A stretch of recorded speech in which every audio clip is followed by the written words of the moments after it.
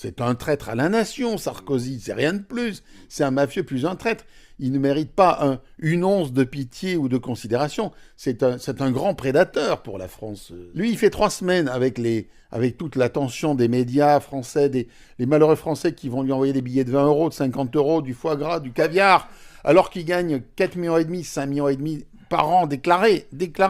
Parce que c'est encore un autre débat sur la vraie fortune de Sarkozy. C'est encore un autre débat. Mais il se fout du monde.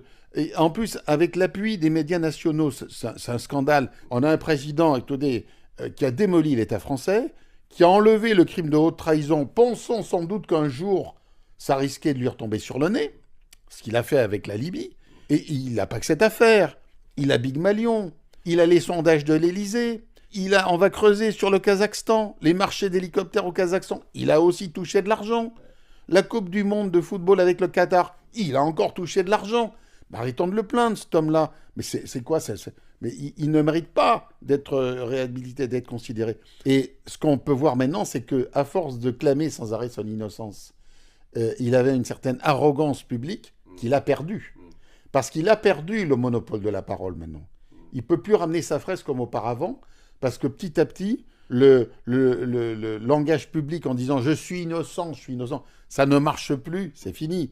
Ce qu'on a vu, c'est qu'il était très innocent, effectivement, très innocent.